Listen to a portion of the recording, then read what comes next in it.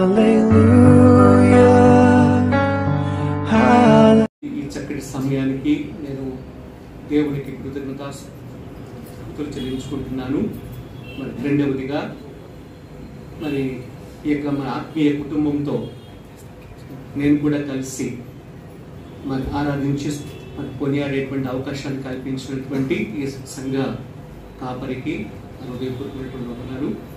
మరి అటులనే మరి వేదిక అలంకరించినటువంటి జత పరివారైనటువంటి మరి సేవకులకు నా హృదయపూర్వకమైనటువంటి వందనాలు.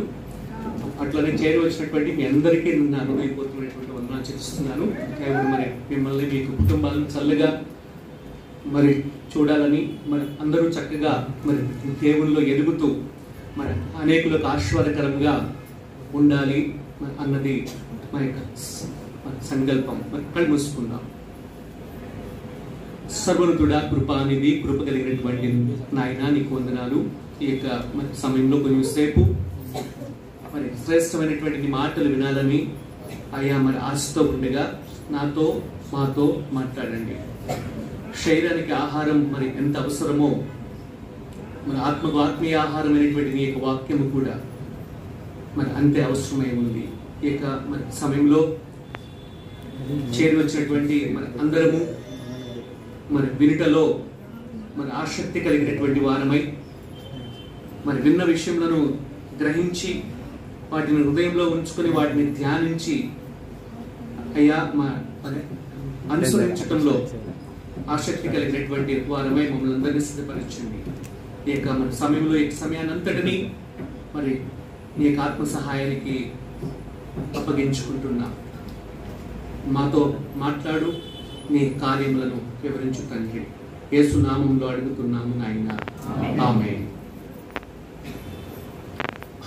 మరి యొక్క సమయంలో ఇది ఒక ప్రత్యేకమైనటువంటి మరి ఆరాధనగా నేను గుర్తించాను, గమనిస్తున్నాను. మరి సంఘంలో పరిచర్య, పరిచారకులు అనేటువంటి విషయంలో మరి గడిచినటువంటి కొన్ని వారాలుగా మరి ఈ యొక్క మరి సంఘంలో నేర్చుకుంటూ ఉన్నారు. పరిచర్య అనేది ఒక ప్రత్యేకమైనటువంటి విషయం. ఇది పరిచర్య మన అన్నటువంటి మాటకు, సేవ మన అన్నటువంటి మాటకు విధులు మన అనేటువంటి అర్థం ఇవ్వదు. ఇది అంటే విధులు కాదు. ఇది సేవ చేయటం అంటే ఏదో విధులను చేయటము, పనులను ఏదో చేయటము కాదు. సేవ అనేది పనులు చేయటం కాదు, కానీ సేవ అనేది దేవుడిచ్చినటువంటి మరి వరములను వాడుకోవటమే సేవ అంటే. సేవ అంటే నేను ఒక స్పెసిఫిక్గా ఇది చేస్తున్నాను, మరి ఈ సేవ చేస్తున్నాను, ఈ సేవ చేస్తున్నాను, మరి ఇలా చేస్తున్నాను, అలా చేస్తున్నాను. సేవ అనేది విధులు కాదు. సేవ అనేది ఒక నిర్ణయించినటువంటి పనులు కాదు. సేవ అంటే మరి ఆల్రెడీ దేవుడు మరి ఏమేమి వరాలైతే ఇచ్చాడో మరి ఆ ఇచ్చినటువంటి వరాలు అన్నిటినీ సంఘ క్షేమము నిమిత్తమై, దేవుని నామ మహిమార్థమై మరి వాటిని వాడుటయే సేవ మరి లేక పరిచర్య అని మనం చెప్పుకోవచ్చు. మరి ఇక్కడ కూర్చున్నటువంటి మీలో నాకు మరి ఏ వరము లేదు అనేటువంటి వాళ్ళు ఎవరన్నా ఉన్నారా? నాకు ఏ వరం కూడా లేదండి, మరి ఊరికనే వస్తున్నాను, ఊరికనే వెళ్ళిపోతున్నాను మరి అన్నటువంటి వాళ్ళు ఎవరన్నా ఉన్నారా? లేరు కదా. అందరికీ మరి ఏదో ఒక వరం ఇచ్చాడు. మరి ఏదో ఒక వరం, నువ్వు ప్రార్థించే వరం ఉందా నీకు? సంతోషం. ఎస్, కన్నీళ్లు విడిచి సంఘం నిమిత్తం, సంఘ కాపరి నిమిత్తం, సంఘ కార్యక్రమాల నిమిత్తం మరి నువ్వు కన్నీటితో ప్రార్థించే, మోకరించి ప్రార్థించే. నువ్వు కూడా సేవలో ఏకీవిస్తున్నట్లు ఎక్కేది. మరి ఆలయాన్ని శుభ్రం చేసేటువంటి వరం ఇచ్చాడా నీకు? సంతోషం. వేగరమే రండి, ఒక అరగంట ముందు రండి, చక్కగా మరి ఆలయాన్ని అంతటిని శుభ్రం చేయండి, మరి ఆలయాన్ని సిద్ధపరచండి. అది వరమే, అది కూడా సేవే. దేవుడు నీకు ఇచ్చినటువంటి వరాల్లో మరి రకరకాలు ఉన్నాయి. మరి కొందరేమో వాక్యం చదువుతారు, చక్కగా చదువుతారు, నీట్గా, దేవునికి వందనాలు, అది నీకు ఇచ్చినటువంటి వరమే. పాటలు పాడతారు కొందరు, మరి మీకు ఇచ్చినటువంటి వరాలే. కౌన్సిలింగ్ చేస్తుంటారు, మరి మీకు ఇచ్చినటువంటి వరమే. మరి రకరకాలైనటువంటి వరాలు దేవుడు ఇస్తున్నాడు. ఫర్ ఎగ్జాంపుల్ శరీరాన్ని చూసుకోండి. మరి శరీరంలో మరి ఒక అవయవం మరి ఆరోగ్యంగా ఉండాలంటే మరి వేరే అవయవాలన్నీ మరి ఆ యొక్క అవయవానికి పరిచర్య చేస్తూ ఉంటాయి. వినటానికి విడ్డూరంగా ఉంది, కానీ వాస్తవం అది. మరి ఒక అవయవం మరి ఆరోగ్యంగా ఉండాలంటే మరి ఆ ఒక్క అవయవమే తాను చేసుకోలేదు, మరి అన్ని అవయవాలు సపోర్ట్ గా ఉంటాయి. ఆ యొక్క మరి అవయవానికి పరిచర్య చేస్తూ ఉంటాయి, సేవ చేస్తూ ఉంటాయి. మరి వాటికి ఇవ్వబడినటువంటి వరాలు వాడుతూ ఉన్నాయి కాబట్టి ఆ అవయవం మరి ఆరోగ్యంగా ఉంటుంది. మరి ఏ అవయము నేను ఒక్కదానే చేసుకుంటాను అని మరి ఏ అవయవం చెప్పడానికి వీలు లేదు. మరి అవయవం చక్కగా ఉండాలంటే ఇతర అవయవాలన్నీ కూడా సహకరిస్తేనే, మరి పరిచర్య చేస్తేనే, సేవ చేస్తేనే కానీ మరి అవయవం మరి ఆరోగ్యంగా ఉండదు. అలాగే మరి సంఘము మరి ఆరోగ్యంగా ఉండాలంటే, సంఘము మరి క్షేమంగా ఉండాలంటే, సంఘము మరి విస్తరించాలంటే, సంఘము మరి అన్ని విషయాల్లో మరి శారీరకంగా, మరి మానసికంగా, మరి ఆధ్యాత్మికంగా మరి అభివృద్ధి కావాలి అంటే ఆ సంఘములో మరి అవయవాలుగా ఉన్నటువంటి ఒక్కొక్క వ్యక్తి మరి వారికి ఇవ్వబడినటువంటి మరి వరాలను మరి యథార్థంగా, నమ్మకస్తులంగా మనం మరి సంఘములో వాడినప్పుడు ఆ సంఘము మరి క్షేమాభివృద్ధి పొందుకుంటుంది, ఆ సంఘము విస్తరిస్తుంది, ఆ సంఘము మరి అభివృద్ధి అవుతుంది, ఆ సంఘము మరి అనేకులకు ఆశీర్వాదకరంగా ఉంటుంది. మరి సమయంలో పాత నిబంధనలో మరి ఒక వ్యక్తి గుర్తొస్తున్నాడు. ఆది కాండము, పాత నిబంధనలో ఒక వ్యక్తి ఆది కాండంలో 39వ అధ్యాయంలో ఉంటాడు. ఆ వ్యక్తి 39వ అధ్యాయంలో ఉంటాడు. 4వ వచనం ఎవరన్నా చదవండి. యోసేపు మీద అతనికి కటాక్షము కలిగెను కనుక అతని వద్ద పరిచర్య చేయువాడాయను. మరియు అతడు విచారణకర్తగా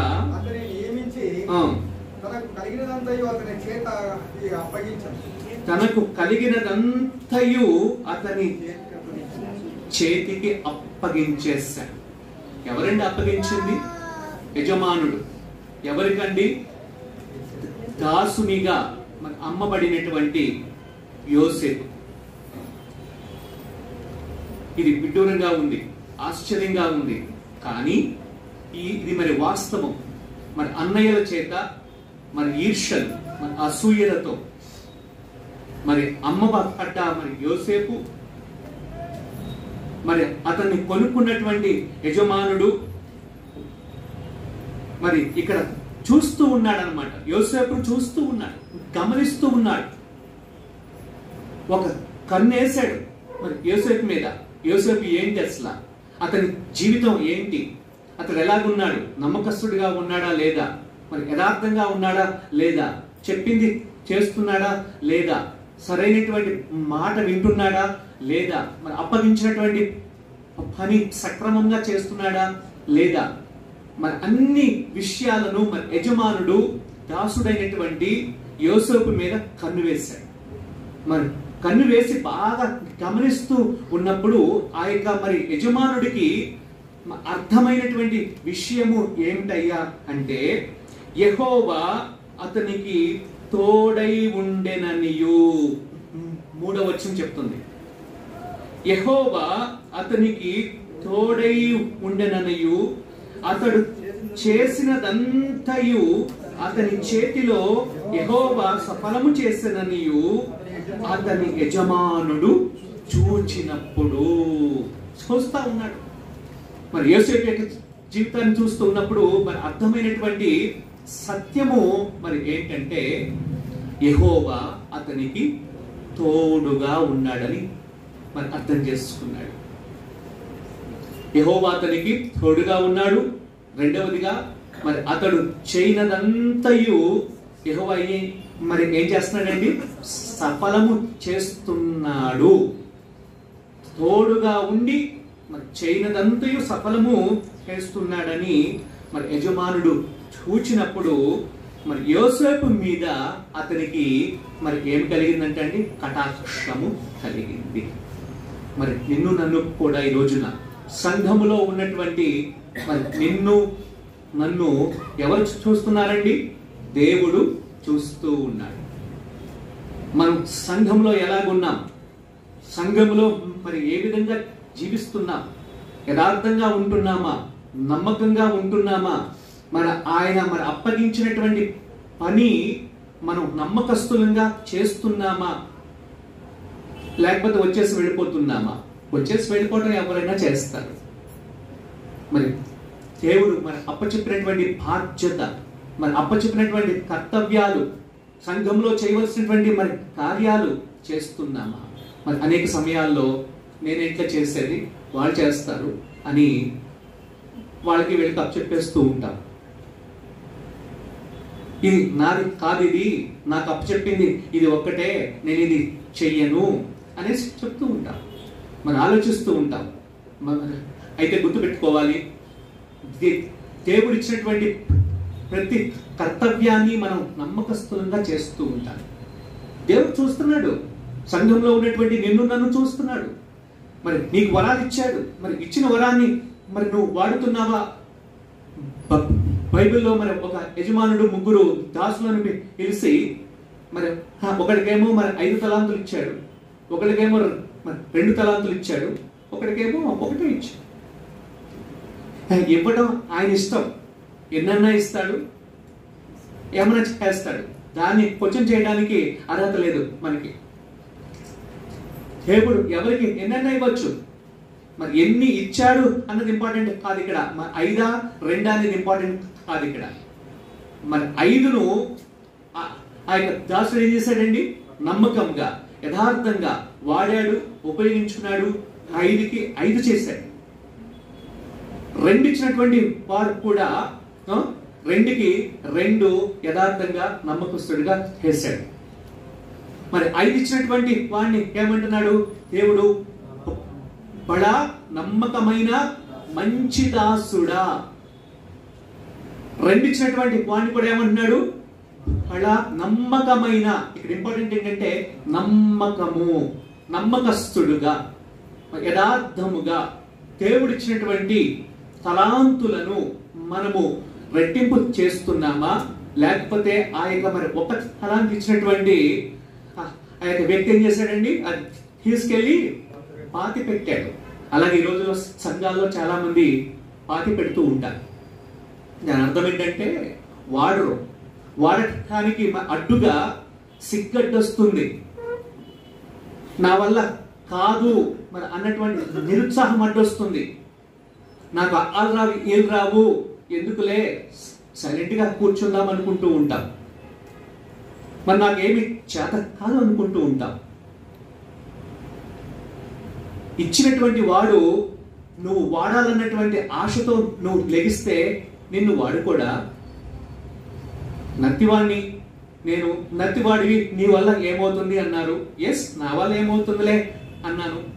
అయితే నాకున్న నమ్మకం ఏంటంటే నన్ను ఎన్నుకున్నటువంటి దేవుడు మరి నాతో ఎన్నుకున్నాడు, నేనేం చేయను. మరి ఎన్నుకున్న దేవుడు వాడుకోకుండా ఉంటాడా అన్న నమ్మకంతో లేచి నుంచుంటే దేవుడు వాడుకుంటున్నాడు. లేదు నేను నత్తువాడిని, నా వల్ల కాదంటే మరి ఈ సమయానికి మరి ఎక్కడో ఉండవలసినటువంటి వాడిగా ఉన్నాను. ఎందుకు ఈ మాటలు చెప్తున్నానంటే చాలా మంది నాకు లోపం ఉంది అని నువ్వు నిరుత్సాహంతో కృంగిపోతూ ఉంటావు. గుర్తుపెట్టుకోవాలి, నీ లోపం కాదు ఇక్కడ ఇంపార్టెంట్. దేవుడు నీకు వరం ఇచ్చాడు, ఆ యొక్క మరి వరాన్ని వాడుకోవాలనేటువంటి ఆసక్తి నీకు గనక ఉంటే దేవుడు నిన్ను ఖచ్చితంగా వాడుకుంటాడు. సంఘంలో మరి ఒక్కొక్క వ్యక్తిని దేవుడు ఒక ప్రత్యేకమైన ఉద్దేశంతో సృష్టించాడు, ప్రత్యేకమైన ఉద్దేశంతో నిన్ను వాడుకోవాలనుకుంటున్నాడు. మరి దేవుడు ఇచ్చినటువంటి వరాన్ని వాడుకుంటున్నావా? దేవుడు చూస్తూ ఉన్నాడు. మరి 5కి 5 చేశాడు, 2కి 2 చేశాడు, 1కేమో ఇంకొకటి చేయకుండా దాన్ని పాతి పెట్టాడు. అప్పుడు ఏం చేశాడండి? అది తీసుకొని మరి 5కి 5 చేసినటువంటి వానికి ఇచ్చేయటం అయిపోయింది. అలాగే ఇచ్చేయాలనుకుంటున్నావా నీ వరాన్ని? ఆ విధంగా మరి దేవుడు మరి నిన్ను ఇష్టపడి నీకు ఇచ్చినటువంటి వరాన్ని మరి ఇంకొకరికి ఇచ్చేయాలనుకుంటున్నావా? దేవుడు తీసేసుకుని ఇంకొకరికి ఇవ్వాలి అంటే నీకు ఇష్టమవుతుందా? గుర్తుపెట్టుకోండి ఒకసారి. మనకి ఇచ్చినటువంటి వరాలను మనము దేవుని నామ మహిమార్థమై సంఘ క్షేమాభివృద్ధి కోసమై మనము మరి వరాలను వాడినప్పుడు అది నీకు, నీ కుటుంబానికి, సంఘానికి, సమాజానికి మరి అదెంతో మరి ఆశీర్వాదకరంగా ఉంటాయి అని గుర్తుపెట్టుకోవాలి. మరి ఇక్కడ మరి యోసేపు మీద ఏం కలిగిందంట? యజమానుడికి కటాక్షము కలిగింది కనుక అతని వద్ద పరిచర్య చేయువాడయ్యను. అతని వద్ద ఇప్పటి వరకు ఎక్కడో చేసాడేమో, మరి ఎక్కడెక్కడో పనులు ఇచ్చుంటాడు, బయట ఇచ్చుంటాడు, ఎక్కడో ఏదో ఒకటి అప్పచెప్పుంటాడు.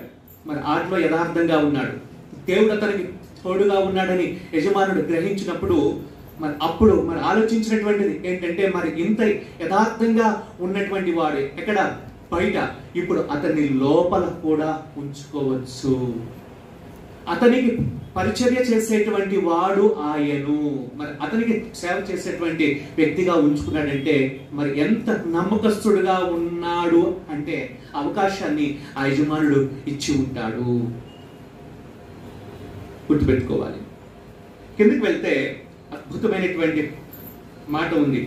మరి అతని వద్ద పరిచర్య చేయు వాడయ్యను, మరియు అతడు తన ఇంటి మీద విచారణకర్తగా అతన్ని నియమించాడంటండి. మరి ఇప్పటిదాకా చిన్న చిన్న నియమించాడు, చిన్న చిన్న విషయాల్లో నియమించాడు, చిన్న చిన్న విషయాల్లో నమ్మకస్తుడిగా ఉన్నటువంటి ఈ యొక్క దాసుని యోసేపుని ఇప్పుడు యజమానుడు ఏం చేస్తున్నాడు? పెద్ద విషయాలు చెప్తున్నాడు. మన ఆత్మీయ కుటుంబ సభ్యులారా, మీరు చిన్న విషయాలలో నాకు చిన్న వరమే ఉందా, ఇట్స్ ఓకే. ఆ చిన్న వరంలో నువ్వు నమ్మకస్తుడిగా ఉండు, నమ్మకస్తురాలుగా ఉండు. అయితే మరి చిన్న వరములో మరి నీవు నమ్మకస్తుడిగా ఉంటే దేవుడు మరి నీకు ఇంకా విస్తారమైన వరాలు ఇస్తాడు. ఇక్కడ మరి 5, 2, 1 కాదు ఇంపార్టెంట్. అవతల యువతల మరి బయట లోపల అన్నది ఇంపార్టెంట్ కాదు. మరి ఇంపార్టెంట్ అంటే మనం నమ్మకస్తులుగా ఉంటున్నామా? దేవుడు మనకి ఇచ్చినటువంటి కర్తవ్యాలను మనం నమ్మకంగా చేస్తూ ఉన్నామా? మరి ఇది ఇంపార్టెంట్. మరి అది ఎప్పుడైతే ఉంటుందో మరి యోసేపుని ఇక్కడ ఏం చేశాడండి? తన ఇంటి మీద విచారణకర్తగా చేశాడు. మరి ఇంటి మీద మరి ఫస్ట్ ఏమో అతనికి పరిచర్య చేయవాడుగా ఉన్నాడు, రెండవది మరి ఇంటి మీద విచారణకర్తగా ఉండేటువంటి ఒక మంచి పొజిషన్ ఇచ్చాడు. ఇక మూడవదిగా తనకు కలిగినదంతయు అతని చేతికి అప్పగించాను. ఈ రోజుల్లో సింపుల్ గా చెప్పుకోవాలనుకుంటే బీరువా తాళాలు ఇచ్చేసినట్లు అన్నమాట. లేకపోతే నీ ఫోన్ పాస్వర్డ్ ఇచ్చినట్టు, నీ ల్యాప్టాప్ యొక్క పాస్వర్డ్ ఇచ్చినట్టు అన్నమాట. అంటే అంత నమ్మకస్తుడిగా యోసేపు ఇక్కడ కనిపిస్తున్నాడు. దీనికి కారణం ఏంటి అంటే మరి అతనిలో ఉన్నటువంటి యథార్థత, దేవుని యందు అతనికి ఉన్నటువంటి భయభక్తులు, దేవుని మీద అతనికి ఉన్నటువంటి నమ్మకం. మరి ఏ చిన్న పని అప్పచెప్పినా మరి యోసేపు నమ్మకస్తుడిగా ఉన్నాడు కాబట్టి మరి యెహోవా అతనికి తోడై ఉన్నాడు. నమ్మకస్తుడిగా ఉన్నటువంటి యోసేపుకు దేవుడు తోడుగా ఉండి మరి అతడు చేయనదంతయు దేవుడు ఏం చేస్తున్నాడు, సఫలం చేస్తూ ఉంటే ఏంటిది అని యజమానుడు చూశాడు. ఒక సాక్షిగా జీవించాడు యోసేపు. దేవుణ్ణి మరి అతని జీవితము ద్వారా యజమానుడికి చూపిస్తున్నాడు. ఇక్కడ సాక్షి జీవితాన్ని కలిగి ఉన్నాడు యోసేపు. యోసేపు ఒక మరి వెలుగులాగా ఉన్నాడు. Christian means it's not only following Christ. క్రీస్తును వెంబడించేటువంటి వాళ్ళందరూ క్రైస్తవులు కాదండి. చర్చికి వచ్చేటువంటి వాళ్ళందరూ క్రైస్తవులు కాదండి. మరి క్రీస్తును తమ జీవితముల ద్వారా ఇతరులకు చూపించేటువంటి వారే నిజమైన క్రైస్తవులు. మరి యోసేపు ఇక్కడ తాను నమ్మినటువంటి దేవుడు మరి ఎలాంటి వాడు, మరి ఏమి చేస్తాడు, ఏమి చేయగలడని మరి అతని జీవితము ద్వారా యజమానుడికి ఇక్కడ చూపించగలిగాడు. మరి ఆత్మీయ కుటుంబ సభ్యులారా, మరి ఈ రోజున నువ్వు నేను దేవుడు ఇచ్చినటువంటి వరాలను మరి వాడుతూ మరి అలాగా ఇతరులకు సాక్షిగా జీవించగలుగుతున్నామా? సంఘానికి, సంఘ క్షేమాభివృద్ధికి మనము మరి ఆశీర్వాదకరంగా ఉంటున్నామా? సంఘ కార్యక్రమాల్లో మరి వాడబడుతున్నామా? ఇది నాది కాదులే అని వదిలించుకోవడానికి ప్రయత్నిస్తున్నామా? నీకున్నటువంటిది ఇవ్వగలిగినటువంటి పరిస్థితి నీకు మరి ఉన్నప్పటికీ ఇవ్వకుండా నీ మనసులో మరి ఆపుకుంటున్నావా? అననీయ సఫీరా మరి ఆది సంఘంలో మరి అందరూ మరి ఆస్తులు అమ్మి అపోస్తుల పాదాల వద్ద పెట్టేస్తున్నారు.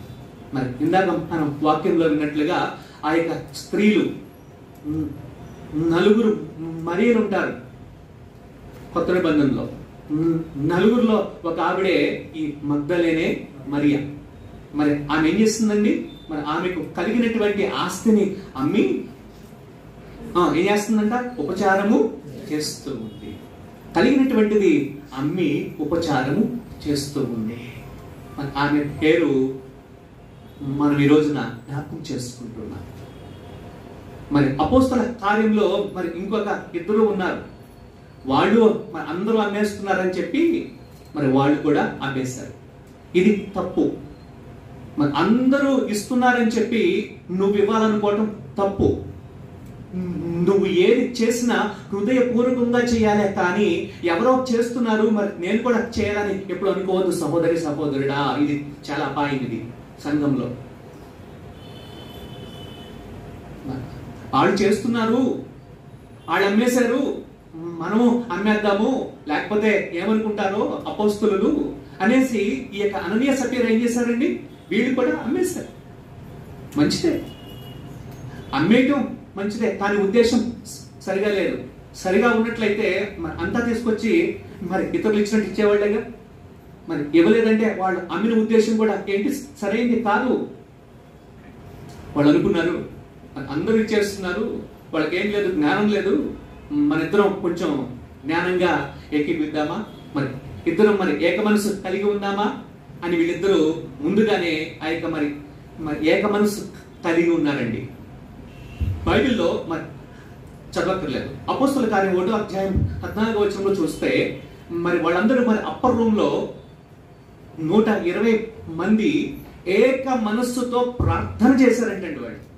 వాళ్ళు ఏక మనస్సుతో ప్రార్థన చేయటం వలన మరి అపోస్తల కార్యం 1వ అధ్యాయం మరి 8వ వచనంలో ఉన్నటువంటి వాగ్దానము పరిశుద్ధాత్మ దేవుడు దిగిపిచ్చాడు. శక్తిని పొందుకున్నారు వాళ్ళు. దేని వలన? ఏక మనస్సు వలన, మరి ఏక మనస్సుతో కూడిన ప్రార్థన వలన వాళ్ళు శక్తిని పొందుకున్నారు. మరి వీళ్ళిద్దరూ ఇప్పుడు ఏక మనస్సు కలిగి ఉన్నారు.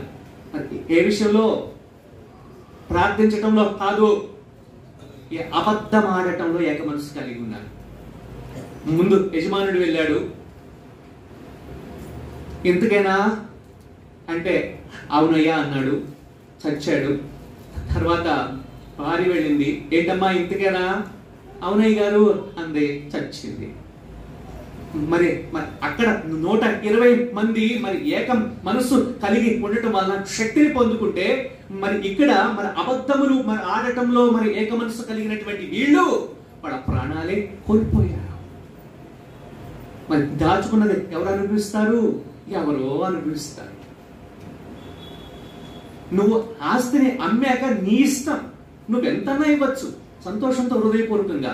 అయితే మరి అంతా ఇచ్చినట్లుగా నటన. ఈ రోజుల్లో నటనలు, సంఘములో నటనలు చేస్తున్నట్లుగానే ఉంటారు. ఏం చేయరు అక్కడ. ఏదో సహకరిస్తున్నట్లుగానే కనిపిస్తా ఉంటారు కొందరు, ఏం సహకరించరు వాళ్ళు. మరి ఏదో ఇచ్చేస్తున్నట్లుగా కనిపిస్తా ఉంటారు, ఏమెవరో. అలాంటి నటనల వలన నీకు ఉన్నది మరి ఇంకో రూపంలో కోల్పోతావని గుర్తుపెట్టుకో. అంతే, ఇది సత్యం.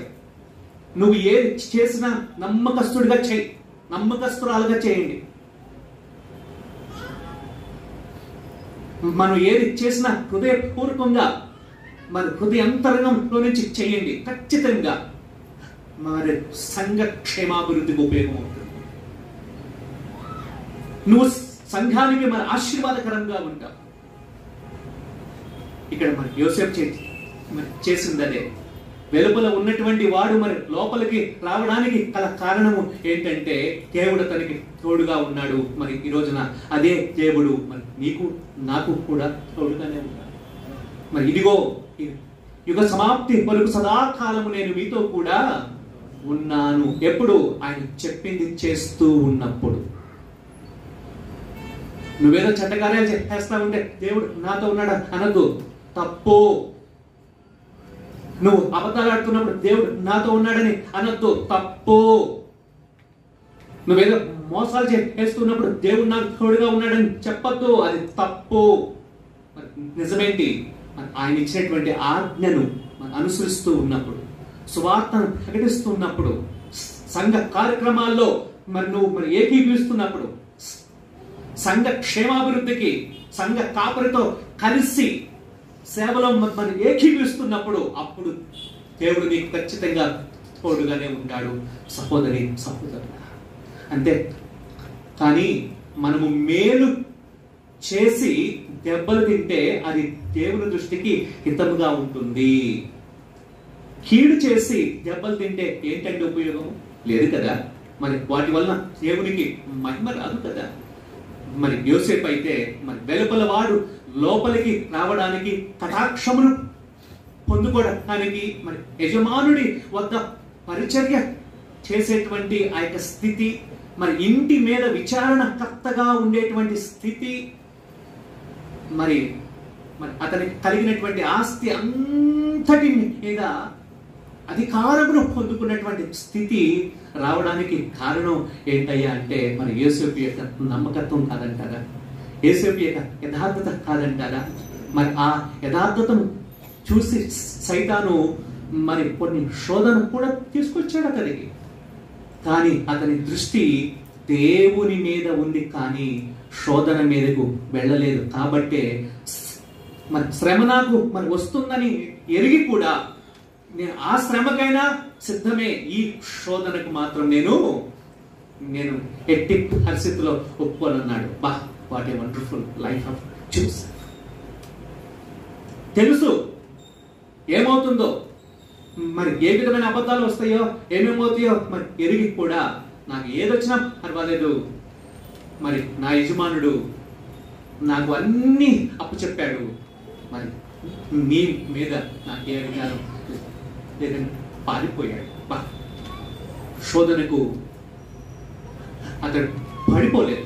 దానికి గల కారణం ఒకటే, మరి అతనిలో ఉన్న నమ్మకత్వం, అతనిలో ఉన్న యథార్థత, మన అతనిలో ఉన్నటువంటి నీతి. మరి ఈ సమయంలో మన ఆత్మీయ కుటుంబ సభ్యులారా, ఈ యొక్క పరిచర్యలో మరి మనందరికీ కావాల్సింది ఏంటంటే నమ్మకత్వం కావాలి, యథార్థత కావాలి. దేవుడు చిన్న పని ఇచ్చాడా పెద్దది ఇచ్చాడా కాదు. ఓ వాళ్ళకి పెద్ద తప్పు చెప్పారు, వాళ్ళంటే ఇష్టము, నేనంటే ఇష్టం లేదు అందుకని చిన్న తప్పు చెప్పారు, అక్కడ ఎప్పుడు అనుకోవద్దు. నువ్వు చిన్న విషయంలో నమ్మకస్తురాలుగా ఉండు, నమ్మకస్తుడిగా ఉండు. రేపు దేవుడు నిన్ను పెద్ద విషయాల్లో పెడతాడు. ఓకేనా? ఎంత అప్పచెప్పారు మరి అన్నది ఇంపార్టెంట్ కాదు. మరి మనకు అప్పచెప్పినటువంటి వాటిలో మనం నమ్మకస్తులుగా మనము ఉండాలి. అప్పుడు ఏం చేస్తాడంటే దేవుడు మరి యోసేపుని ఏ విధంగా అయితే హెచ్చించాడు, యోసేపుని ఏ విధంగా అయితే మరి ఆశీర్వదించాడు, మరి యోసేపు మరి అవకాశము ఉండి కూడా శోధనలో పడకుండా అతడు తప్పించుకొని వెళ్ళాడు. కాబట్టే మరి యోసేపు రాబోయే రోజుల్లో ఏమయ్యాడండి? మీరే చెప్పండి. రాబోయే రోజుల్లో ఏమయ్యాడు? అద్భుతమైనటువంటి ఒక అధికారి అయ్యాడు. ఫరో తర్వాత సెకండ్ అధికారి ఎవరంటే మరి యోసేపు అయ్యాడు. మరి అంతటి మరి ఆశీర్వాదములను అనుభవించినటువంటి యోసేపు మరి ఏ అన్నలైతే మరి ఈర్షతో మరి అసూయలతో అమ్మేశారో ఆ అన్నలకు తండ్రి కుటుంబానికి అతడే మరి ఆశ్రయమయ్యాడు. ఈ సమయంలో గుర్తుపెట్టుకోండి, నిన్నెవరన్నా నిందిస్తున్నారా, మరి హేళనగా మాట్లాడుతున్నారా, నీ వల్ల కాదంటున్నారా, మరి నీకు విద్యాభ్యాసం లేదని మరి హేళనగా మాట్లాడుతున్నారు, ఇట్స్ ఓకే. బట్ దేవుడు మరి నీకు ఇచ్చినటువంటి వరాన్ని నువ్వు వాడుకున్నప్పుడు, దేవుడు నిన్ను మరి హెచ్చిస్తున్నప్పుడు, మరి ఎవరైతే నిన్ను హేళనగా చేశారో మరి ఆయన హేళన చేసే వారికి రేపు నువ్వు మరి ఆశ్రయంగా ఉంటావని గుర్తుపెట్టుకోవాలి. నేను ఒక చిన్న ఉదాహరణ ఇస్తాను. మరి నేను సేవ చేసేటువంటి రోజుల్లో నన్ను కొందరు సేవకులు తృణీకరించారు, నిందించారు, అవమానించారు. ఇంటికి వచ్చి విశ్వాసులు మరి అందరూ ముందే అవమానించారు. విశ్వాసులు అందరూ ఏడ్చేవారు.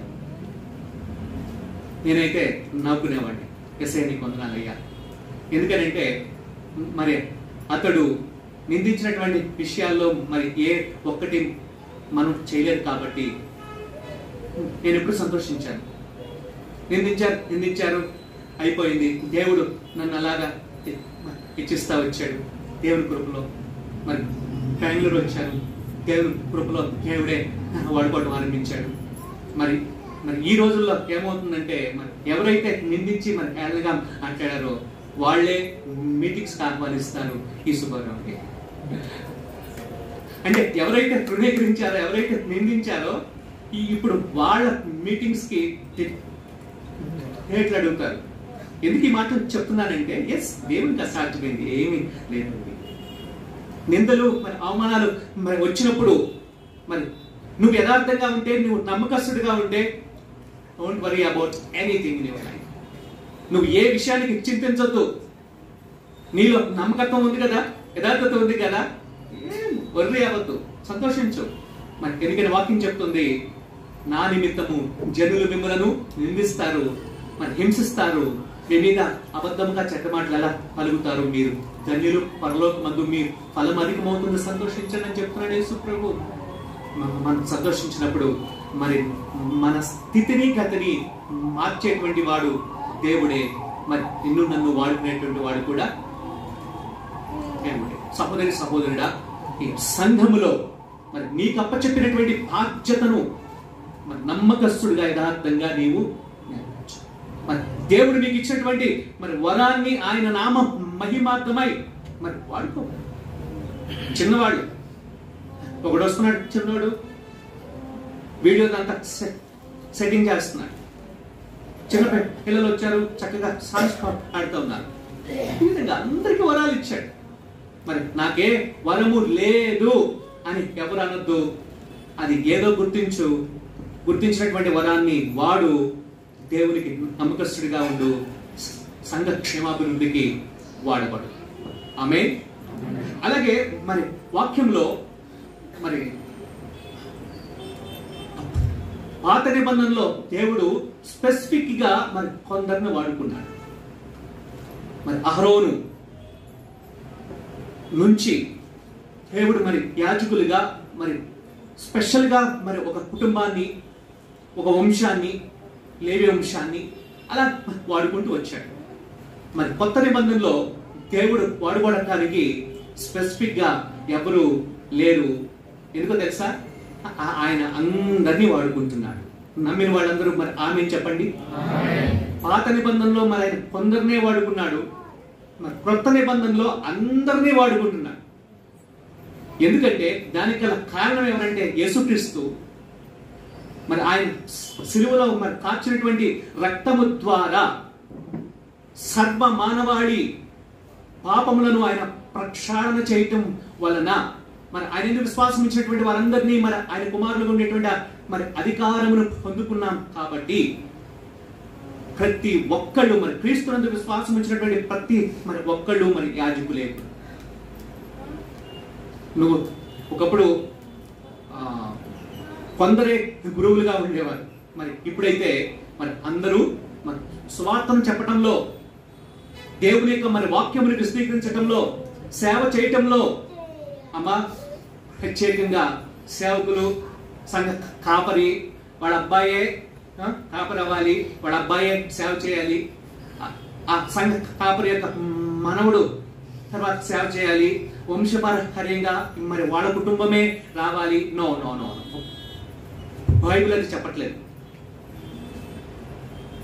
అందరూ మరి చీకటిలో నుండి మరి ఆశ్చర్యకరమైన వెలుగులోనికి మిమ్మల్ని పిలిచిన వాని గుణాతిశయములను ప్రకటించుటకు మరి ఆయన ఏం చేశాడు? మన అందరినీ మరి యాజకులుగా చేశాడు, దేవుని సొత్తు అయినటువంటి ప్రజలుగా చేశాడు. మరి 1 పేతురు 2వ అధ్యాయం 9వ వచనం చదవక్కర్లేదు, మరి అక్కడ ఉన్న విషయం అదే. మరి చీకటిలో ఉన్నటువంటి నిన్ను నన్ను మరి ఆయన ఆశ్చర్యకరమైన వెలుగులోనికి ఆయన మనల్ని పిలిచాడు. మరి ఎందుకంటే మన ఆయన గుణాతిశయములను ఇతరులకు మనం ప్రచురించాలి. ఈ యొక్క మరి సమయంలో చూడండి, మరి వాక్యంలో నుండి కొన్ని మాటలు నేర్చుకుందాం. మరి 1 పేతురు రాసినటువంటి మొదటి పత్రిక 4వ అధ్యాయం, పేతురు రాసినటువంటి మొదటి పత్రిక 4వ అధ్యాయము 10-11 వచనాలు. దేవుని నానా విధమైన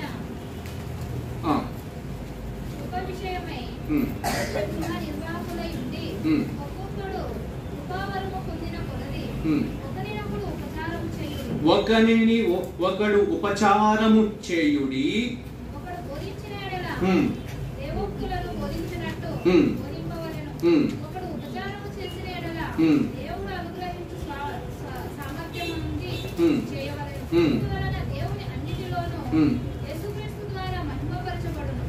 యుగయుగములు మహిమయు ప్రభావమును ఆయనకు ఉండును గాక. ఆమేన్ ఆమేన్ ఆమేన్ ఆమేన్. దేవుని నానా విధమైన కృప విషయమై, దేవుని నానా విధమైన కృప విషయమై మంచి గృహ నిర్వాహకులై ఉండి. మనం ఎలా ఉండాలంటే క్రీస్తునందు విశ్వాసం ఉంచినటువంటి మనం ఒక్కొక్కరు ఎలా ఉండాలి? మంచి గృహ నిర్వాహకులుగా ఉండాలి. దేవుడు మరి నీకు ఒక బాధ్యతను మరి అప్పచెప్పినప్పుడు ఆ యొక్క బాధ్యత విషయంలో నువ్వు మంచి గృహ నిర్వాహకుడుగా ఉండాలి. మరి దేవుడు నీకు ఒక వరం ఇచ్చినప్పుడు ఆ యొక్క మరి వరం విషయంలో నువ్వు ఒక మంచి గృహ నిర్వాహకుడుగా ఉండాలి. మరి అక్కడ మరి ఒక్కొక్కడు కృపా వరము పొందిన కొలది ఏంటండి? కృపా వరము పొందిన కొలది ఒకరిని ఒకడు ఉపచారము చేయుడి.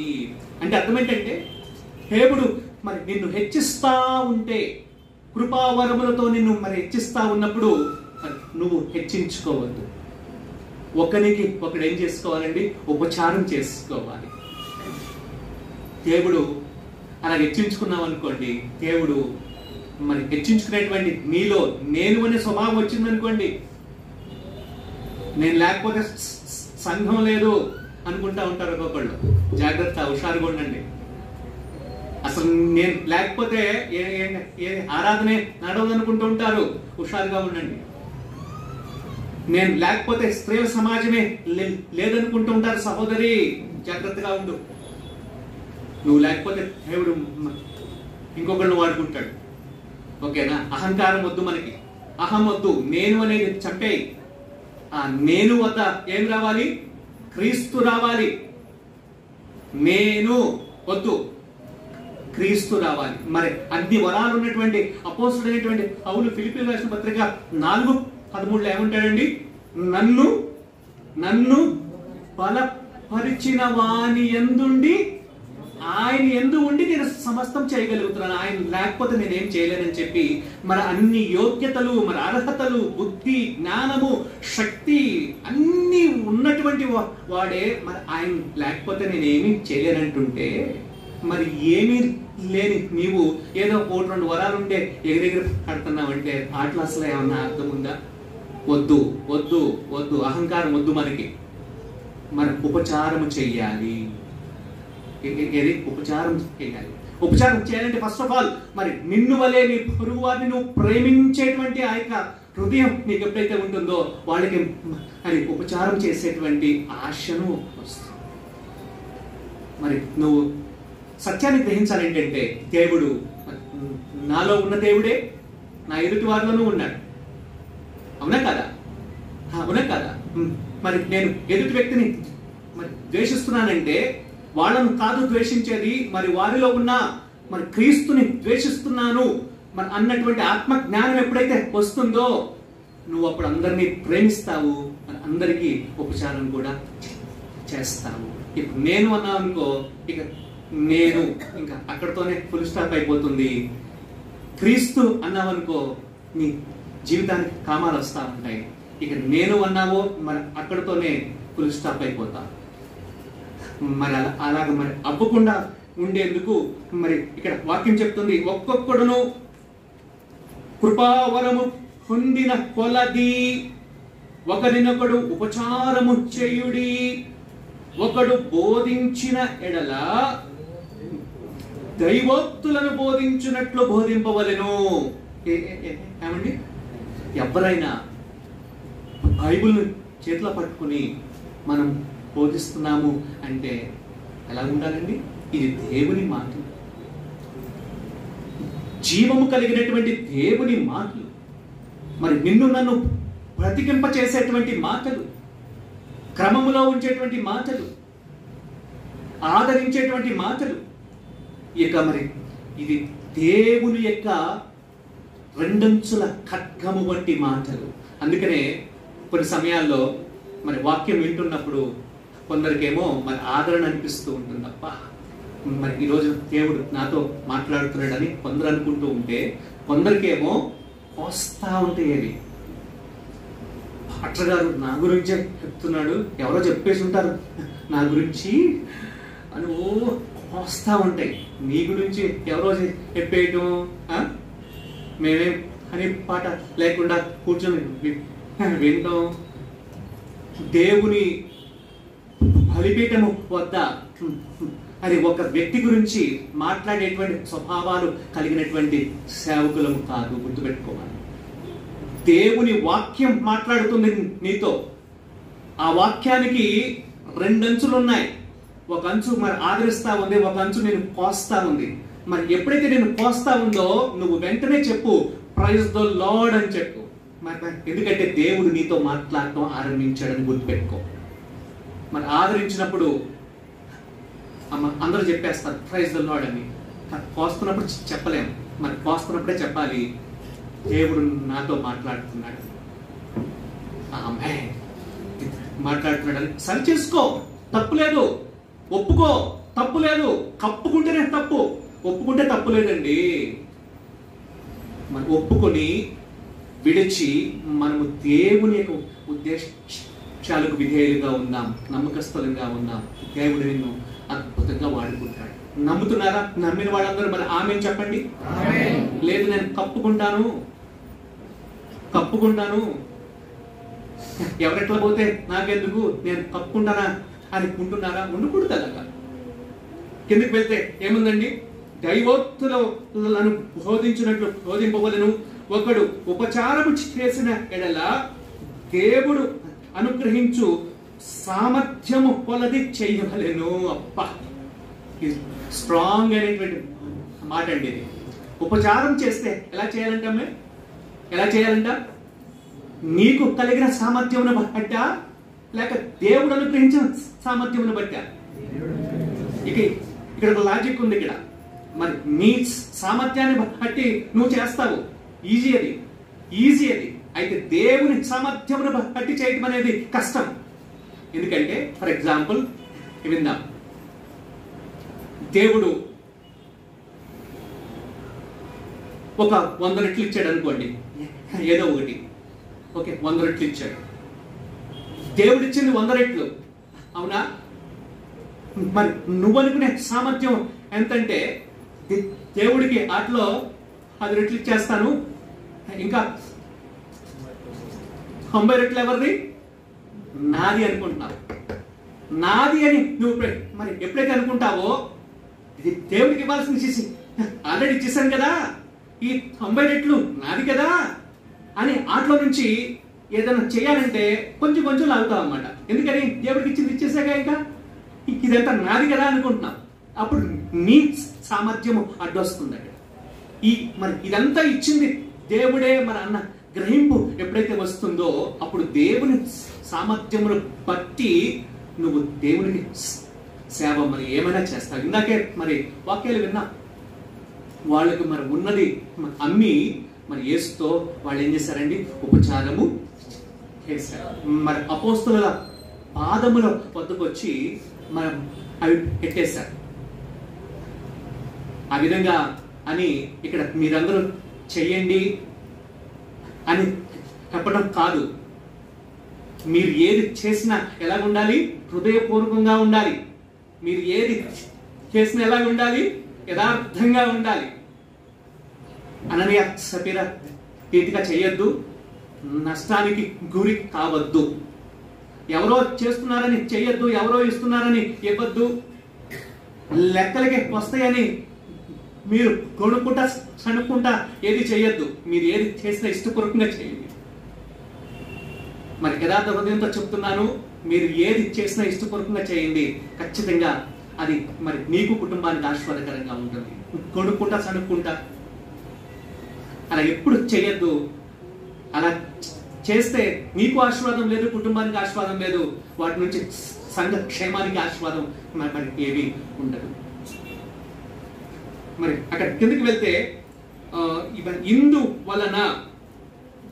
ఎందువలన మనం బోధించేది దైవోక్తులను బోధించినట్లు బోధిస్తే, ఉపచారము దేవుడు అనుగ్రహించు స్వాస్థ్యము కొలది సామర్థ్యం కొలది చేస్తే, మరి ఇందువలన దేవుడు అండర్లైన్ చేసుకోండి కదా, దేవుడు అన్నిటిలోనూ అంటే నువ్వు చేసేటువంటి ప్రతి కార్యాలలోనూ యేసు క్రీస్తు ద్వారా మహిమ పరచబడును. దేవునికి ఏమొస్తుందండి? మహిమ. ఏటి వలన? మరి నువ్వు చేసేటువంటి కార్యాల వలన. మరి నువ్వేం చేస్తున్నావు? నువ్వేం చెప్తున్నా ఇది దేవుడి యొక్క దైవోక్తి అని సువార్త చేస్తున్నావు. ఇచ్చేది దేవుని సామర్థ్యం కొలది మరి ఇస్తున్నప్పుడు, మరి ఇందువలన దేవునికి ఏమొస్తుందండి? మహిమ. ఎవరి ద్వారా వస్తుందండి? యేసు క్రీస్తు ద్వారా. క్రైస్తవుడిగా మరి జీవిస్తున్నటువంటి మనము, మరి క్రీస్తుని కలిగి ఉన్నటువంటి మనము, అయితే మరి క్రీస్తు ద్వారా దేవుడికి ఏమొస్తుందండి? మహిమ. కిందకి వెళ్తే యుగ యుగములు మహిమయు ప్రభావమును ఆయన గుండును గాక. నమ్మిన వాళ్ళందరూ ఆమేన్. మరి యుగ యుగములు మరి నీ ద్వారా దేవునికి మహిమ ఘనత ప్రభావములు రావాలి అంటే మనం నమ్మకస్తులుగా ఉండాలి. ఉపచారం చేయాలి. ఎలా చేయాలండి? దేవుని సామర్థ్యం కొలది, దేవునికి ఇచ్చినటువంటి వరాలు, దేవునికి ఇచ్చినటువంటి అది మరి ఈ లోక సంబంధమైనటువంటి విషయాలు మరి ఏదైనప్పటికీ అది దేవుని సామర్థ్యము చొప్పున మరి ఇతరులకు ఉపచారం చేయాలి. ఫస్ట్ ఆఫ్ ఆల్ మనం సంఘములో, రెండవదిగా మన సమాజంలో ఉపచారం చేయడానికి మరి వెనకడుగులు వేయకూడదు. అలాగే కిందకి వెళ్దామా? ఎఫెసీయులకు రాసిన పత్రిక 4వ అధ్యాయంలోకి వెళ్దాం. ఇప్పటి వరకు పేతురు రాసినటువంటి మొదటి పత్రిక 4వ అధ్యాయం చూసుకున్నాం. మరి ఇప్పుడు ఎఫెసీయులకు రాసిన పత్రిక 4వ అధ్యాయం 11, 12 మనమందరము విశ్వాస విషయములోను దేవుని కుమారుని గూర్చిన జ్ఞాన విషయములోను ఏకత్వం పొంది ఏంటి ఏకత్వమును పొంది సంపూర్ణ పురుషులమగు వరకు అనగా క్రీస్తునకు కలిగిన సంపూర్ణతకు సమానమైన సంపూర్ణత గలవారమగు వరకు ఆయన ఇలాగు నియమించింది. పరిశుద్ధులు సంపూర్ణగునట్లు క్రీస్తు శరీరము క్షేమాభివృద్ధి చెందుటకును పరిచర్య ధర్మం జరిగించుటకును ఆయన కొందరిని అపోస్తలుగాను, కొందరిని ప్రవక్తలుగాను, కొందరిని సువార్తికులుగాను, కొందరిని కాపురులుగాను, ఉపదేశకులుగాను నియమించారు. ఆమేన్, ఆమేన్, ఆమేన్. ఇక్కడ మనమందరము గుర్తుపెట్టుకోండి, ఇక్కడ కొందరు కాదు, అందరము సంఘంలో కూర్చున్నటువంటి చిన్నవారులారా, యవనస్తులారా, పెద్దవారులారా, మనమందరము ఏ భేదము లేదు. దేవుడు మరి అందరికీ వరాలు ఇచ్చాడు. ఏ భేదము లేదు. దేవుడు మరి అందరినీ వాడుకుంటాడు. ఏ భేదము లేదు. దేవుడు మరి అందరినీ హెచ్చిస్తాడు. మరి ఇక్కడ 11వ వచనంలో మనమందరము విశ్వాస విషయములోను, ఒకటోది ఏంటమ్మా? విశ్వాస విషయంలో. విశ్వాసంలో ఎలా ఉండాలని వాక్యం చెప్తుందంట? నిలకడగా ఉండాలి విశ్వాసం. క్రైస్తవుడా, క్రైస్తవురాలా, సంఘస్థులారా, గుర్తుపెట్టుకోండి, నువ్వు పరిచర్య ధర్మమును మరి చేయటంలో మరి ఆసక్తి కలిగినటువంటి మరి వాడవుగా, దానవుగా ఉండాలి అంటే ఫస్ట్ ఆఫ్ ఆల్ మరి విశ్వాసంలో నిలకడ ఉండాలి. పరిచర్య అనేది ఈరోజు ఆరంభించేసి రేపు వదిలేసేది కాదు. సంఘ పరిచర్య అనేది ఈ రోజున అందరూ చేస్తున్నారు కాబట్టి నేను ఎత్తేస్తాను, మరి అందరూ పేర్లు ఇచ్చేస్తున్నారు కాబట్టి మరి నేను ఇచ్చేస్తాను కాదు. ఇది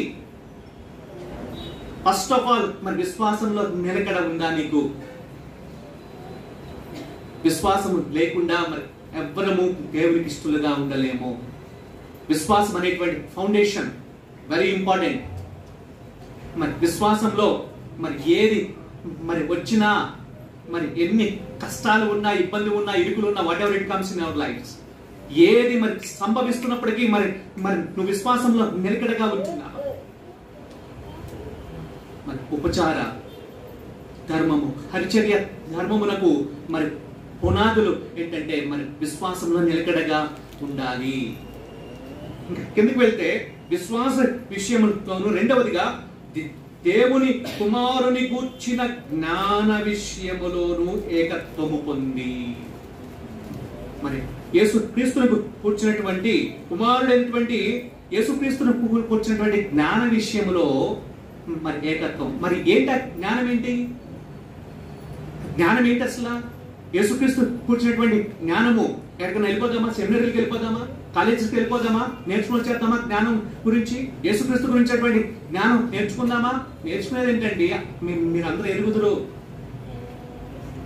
మరి ఆయన దేవుని కుమారుడని, మరి ఆయన లోకానికి వచ్చాడని, 33.5 సంవత్సరాలు పాపరహితుడిగా జీవించాడని, పాపము లేకుండా జీవించాడని, ఆయన మాటలోనూ ఆయన చేతల్లోనూ మరి ఏ విధమైన దోషము లేకుండా నిష్కలంకంగా జీవించి, మరి ఆయన సిలువలో మరి ఆయన పరిశుద్ధ రక్తాన్ని కార్చి ఆయన రక్తము ద్వారా మానవాళిని విమోచించాడని, మరి 3 రోజులు సమాధిలో ఉంచబడ్డాడని, 3వ రోజున తిరిగి లేచాడని, మరి ఆయన లేచాక 40 రోజులు శిష్యులకు మరి ఇతరులకు కనిపించాడని, తర్వాత మరి ఆరోహణము అయ్యాడని, మరి ఆరోహణము అవుతూ మరలా నేను తిరిగి వస్తానని ఆయన చెప్పాడే. ఇదే జ్ఞానం అండి. దీనికంటే జ్ఞానం ఏముందండి?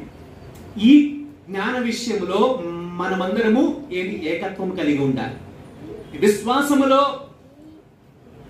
నిలకడగా ఉంటూ మరి ఏకత్వముగా ఉండి దేవుని కుమారుడైనటువంటి మరి క్రీస్తు విషయంలో యొక్క మరి జ్ఞానము, సువార్త విషయంలో. సువార్త అంటే ఇంతే. సువార్త అంటే స్పెషల్ గా ఏముండదండి. సువార్త అంటే ఇదే, ఆయన జనన, మరణ, పునరుత్థానానికి సంబంధించినటువంటి విషయాలే జ్ఞానం. మరి ఈ యొక్క జ్ఞానం నీకుంటే చాలు సువార్తను ప్రకటించేందుకు.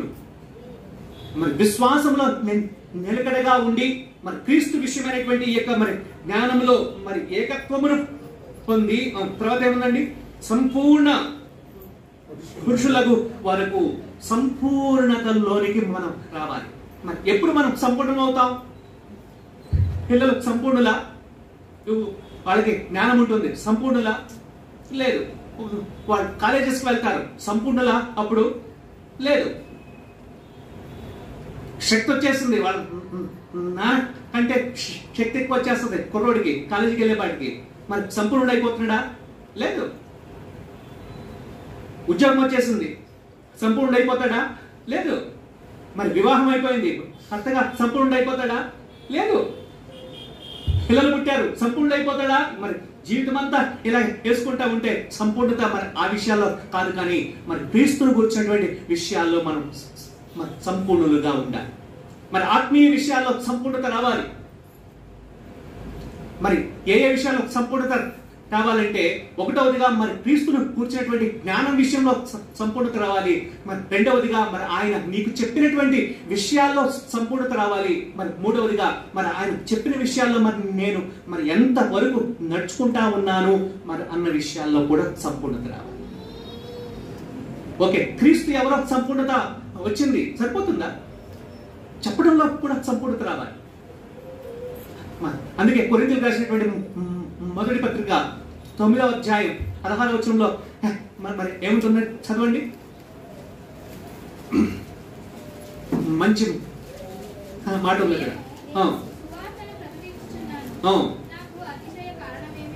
ఏమీ లేదు నాకు, భారము నా మీద మోపబడి ఉన్నది. అయ్యో అయ్యో బాబోయ్, నేను సువార్తను ప్రకటించవలసిన భారము నా మీద మోపబడి ఉన్నది. అయ్యో, నేను సువార్తను ప్రకటించని ఎడల నాకు శ్రమ. ఇక మనం సంపూర్ణతో ఏమెళ్తాం? ఇంకా శ్రమంలోకి వెళ్తాం. ఓకే, నాకు విశ్వాసం ఉంది, కానీ మరి దేవుని యొక్క మరి ఆజ్ఞలు మరి అనుసరించను అంటే దాని అర్థం ఏంటంటే నువ్వు దేవుణ్ణి ప్రేమించట్లేదనే అర్థం. మరి ఇంకేం సేవ చేస్తాను? నన్ను ప్రేమించువారు నా ఆజ్ఞలను గైకుంటారు, అవునా కదా? మరి యేసుక్రీస్తు చెప్పాడు, నన్ను ప్రేమించువాడు నా ఆజ్ఞలను గైకుంటాడు. మరి నువ్వు ఎప్పుడైతే దేవుని ప్రేమిస్తావో, మరి ఆయన చెప్పినటువంటి ఆజ్ఞలు ఎప్పుడైతే నువ్వు చేస్తూ ఉంటావో, మరి ఆ విషయాల్లో మరి క్రీస్తు విషయంలో మరి జ్ఞానం విషయంలో సంపూర్ణత. మరి రెండవదిగా మరి ఇక్కడ ఉన్నటువంటి వాక్యం ఏంటంటే మరి విశ్వాస విషయంలో సంపూర్ణత లోనికి వెళుతూ, అనగా క్రీస్తునకు కలిగిన సంపూర్ణతకు సమానమైన సంపూర్ణత కలవారు అగు వరకు.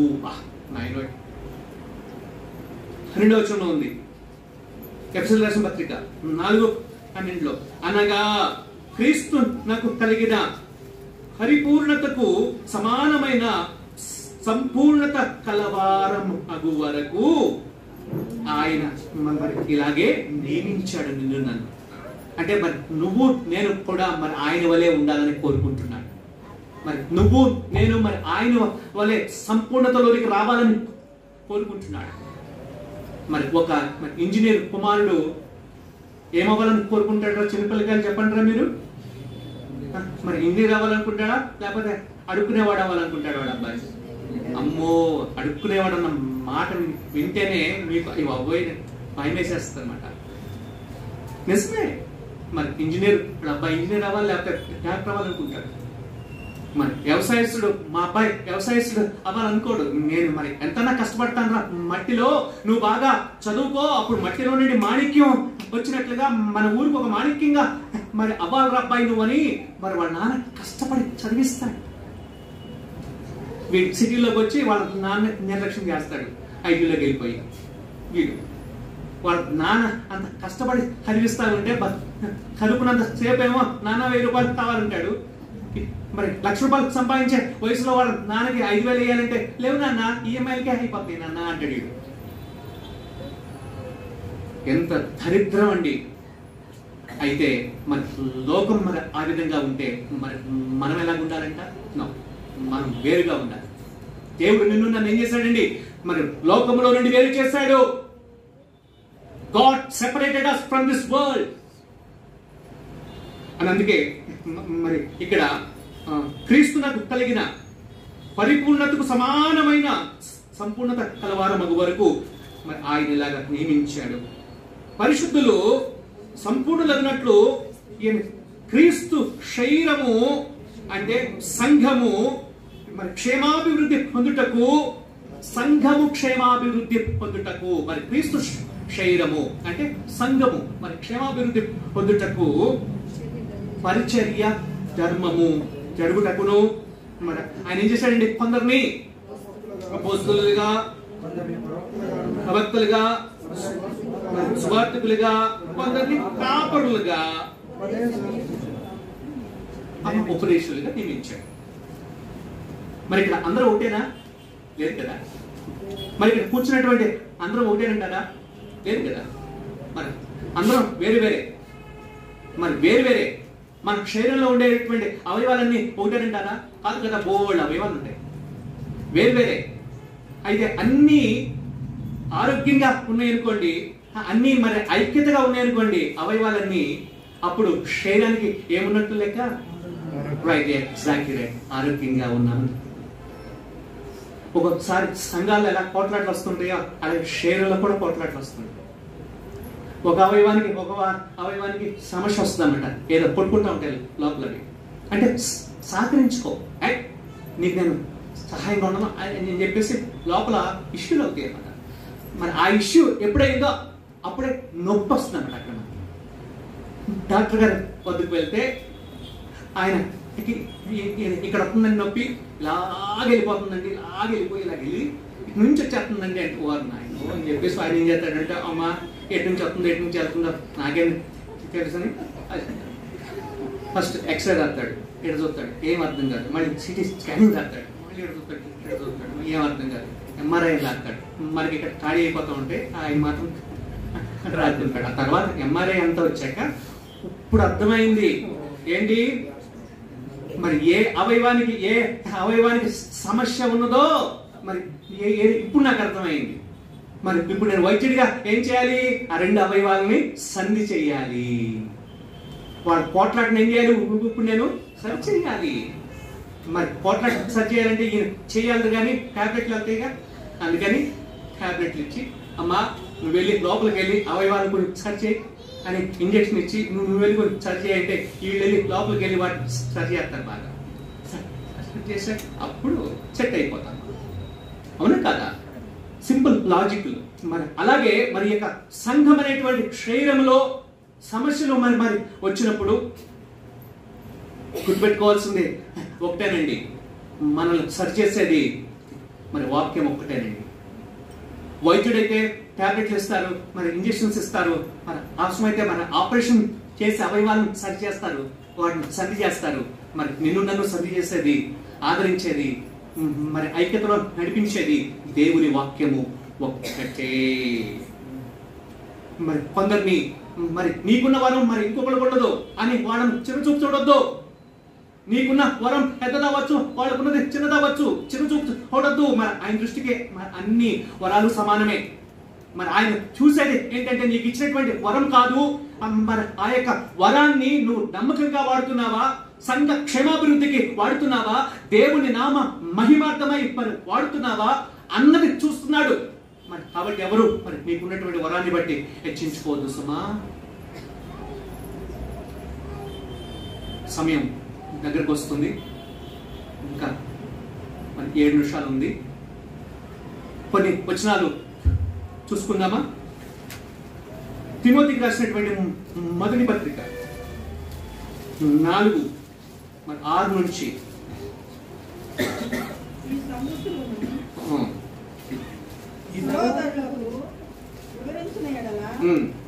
నీవు అనుసరించు వచ్చిన విశ్వాసపు బోధ సంబంధమైన వాక్యముల చేత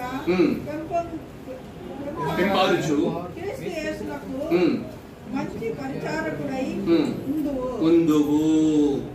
ఎవరెవరికి రాస్తున్నాడండి? పౌలు గారు తిమోతికి రాస్తున్నాడు.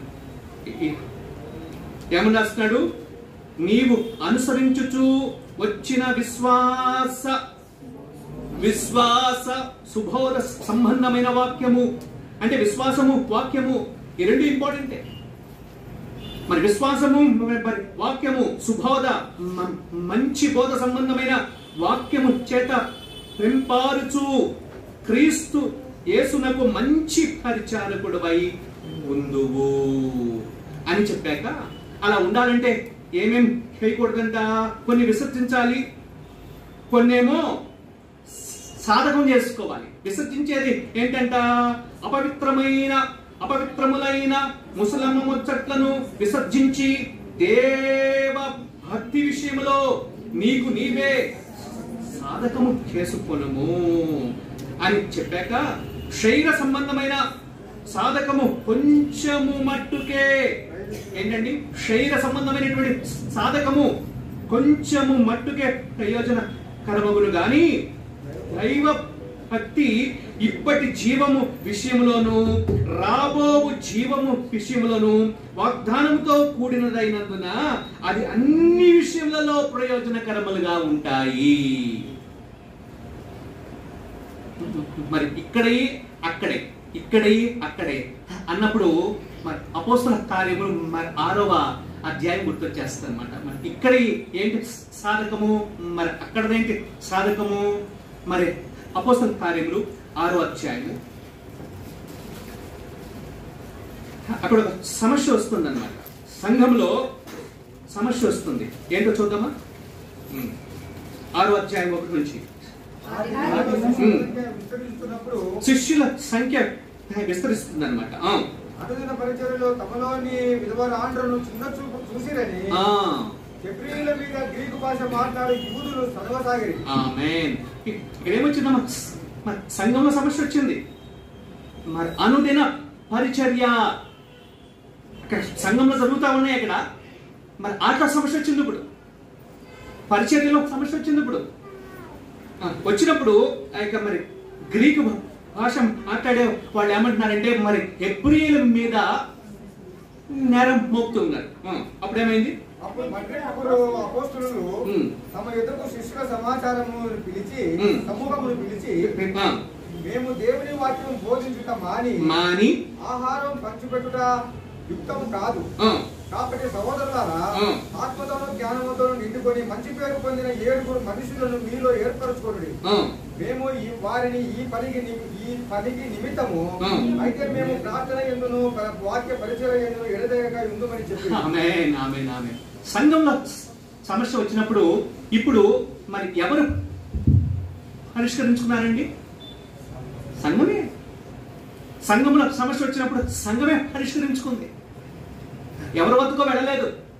మరి వేరే వాళ్ళ సహాయాన్ని కోరుకోవట్లేదు. ఇక్కడ మన సంఘంలో సమస్య వచ్చినప్పుడు అపోస్తలులు ఏం చేశారంటే శిష్యులందరినీ పిలిచి ఏమంటున్నారు?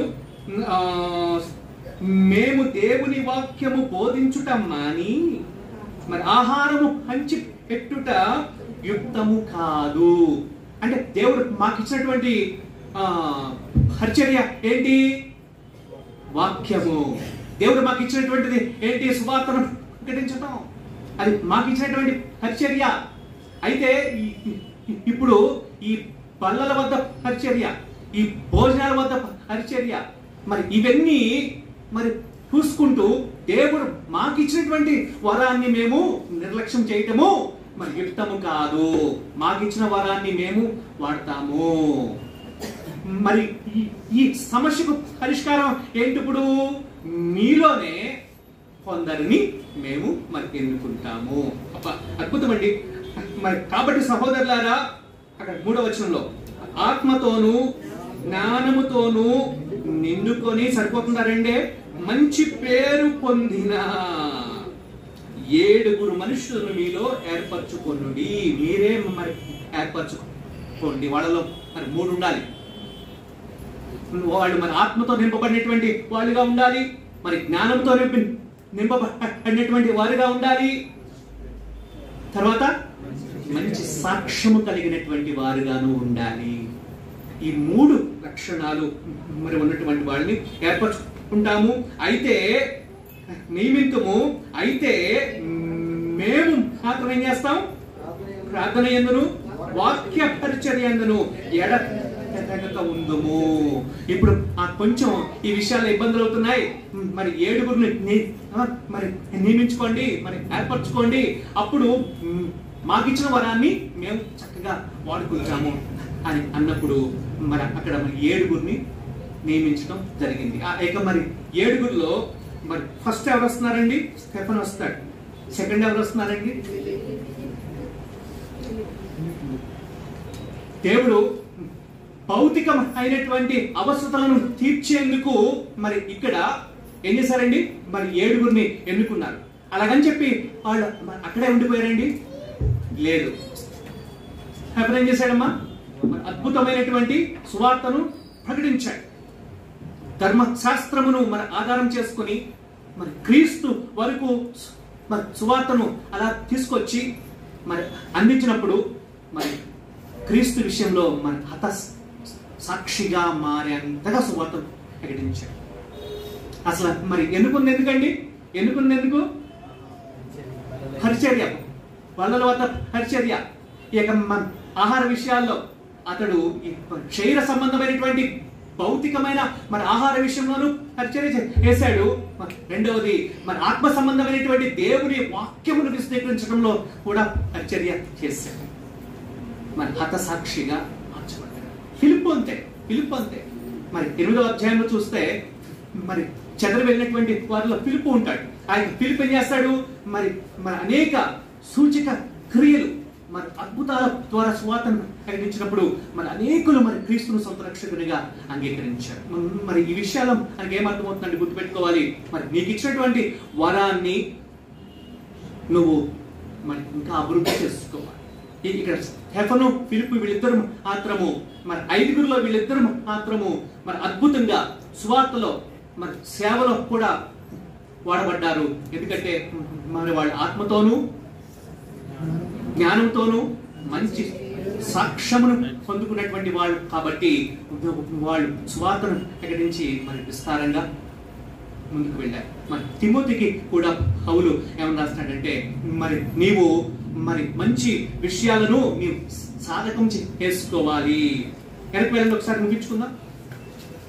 తిమోతికి రాసినటువంటి మొదటి పత్రిక 4వ అధ్యాయము మరి 7వ వచనంలో అపవిత్రమైన ముసలమ్మ ముచ్చట్లను విసర్జించి దేవభక్తి విషయంలో నీకు నీవే సాధకము చేసుకొని శరీర సంబంధమైన సాధకము కొంచెము మట్టికే ప్రయోజనకరమవును.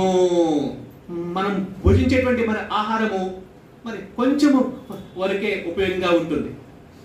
ఆ యొక్క మరి ఆహారాన్ని వడ్డించేటువంటి వరము కొంచెం మట్టుకు సాధకంగా ఉంటుంది, ఉపయోగకరంగా ఉంటుంది, లేదంటలేదు. కానీ దైవ భక్తి అంటే మరి క్రీస్తు మరి వాక్యమును, సువార్తను, మరి ఆయన ఇచ్చినటువంటి ఆజ్ఞను మరి అనుసరించేటువంటి ఈ భక్తి మరి ఇప్పటి జీవము విషయంలోను రాబోవు జీవము విషయంలోను వాగ్దానంతో కూడినదైనందున అది అన్ని విషయాలలో ప్రయోజనకరముగా ఉండును.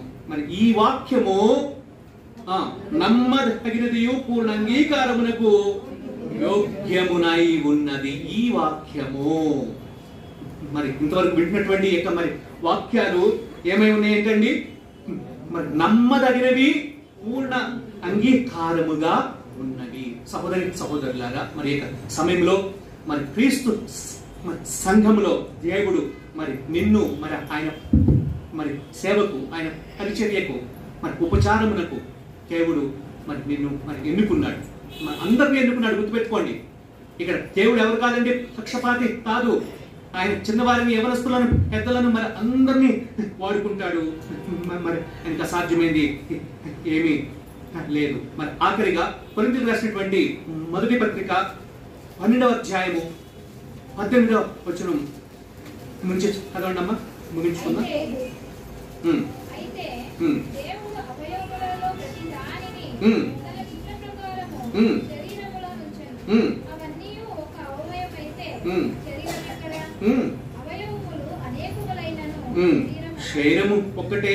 కనుక కన్ను చేతితో నీవు నాకు అక్కరలేదని చెప్పజాలదు, తల పాదములతో మీరు నాకు అక్కరలేదని చెప్పజాలదు. ఆమేన్ ఆమేన్. చాలమ్మా, ఇంకా అక్కడ చాలా విషయాలు ఉంటాయి, అక్కర్లేదు. మరి అవయవాలు మరి ఎన్ని ఉన్నప్పటికీ మరి ఆ యొక్క అవయవాలన్నీ కలిస్తే ఏమైందండి? శరీరమైంది. అలాగే ఈ సంఘం అనే శరీరంలో అవయవాలు అనేటువంటి మనమందరము మరి కలిస్తే సంఘమయ్యాం. కలవడం అంటే ఏంటంటే అన్ని విషయాల్లో ఏక మనస్సు కలిగినటువంటి వారంగా ఉండాలి. దేవుని సేవలో మరి వాడబడాలనేటువంటి మరి ఆసక్తి కలిగినటువంటి వారుగా ఉండాలి. దేవునికి ఇచ్చినటువంటి మరి వరాన్ని గుర్తించి ఆ యొక్క మరి వరాన్ని నమ్మకస్తురాలుగా మరి యథార్థంగా మరి వాడుకునేటువంటి వారంగా ఉండాలి. మన వరాలు దేవుని నామానికి మహిమార్థంగా ఉండాలి. కొరింథీయులకు రాసినటువంటి ఈ యొక్క మరి మొదటి పత్రిక 12వ అధ్యాయంలో మరి ఈ విషయం రాయబడి ఉంది. ఒక అవయవం మరి ఇంకొక అవయవాన్ని తక్కువగా చూసేందుకు అవ్వదు. ఎందుకంటే అవయవం లేకపోతే ఈ అవయవం లేదు కాబట్టి. మరి సంఘంలోనూ అంతే, చిన్నవాళ్ళ పెద్దవాళ్ళ మరి అక్షరాస్యత ఉన్నవాళ్ళ నిరక్షరాస్యుల మరి ఎవరైనప్పటికీ మరి మనలో ఉన్నటువంటి దేవుని వలన కార్య సాధకం జరుగుతూ ఉంది. మరి కాబట్టి దేవుడు మరి అందరినీ వాడుకుంటాడు. మరి అదే కొరింథీయులకు రాసిన మొదటి పత్రిక 13వ అధ్యాయంలోకి వెళ్ళే వాటికి అక్కడ వేడి గురించి రాయబడిందండి, ప్రేమ. సంఘంలో ఏముండాలండి? ప్రేమ. అది లేనప్పుడు సంఘ క్షేమాభివృద్ధికి మరి అనేకమైనటువంటి అడ్డులు వస్తాయి. మరి అదే కొరింథీయులకు రాసిన మొదటి పత్రిక 14వ అధ్యాయంలోకి వెళ్ళే వాటికి మరి సంఘ క్షేమాభివృద్ధికి మరి ఏమేమి చేయాలి, మరి ఏమేమి చేయకూడదు మరి అన్నటువంటి విషయాలు మరి అక్కడ రాయబడ్డాయి.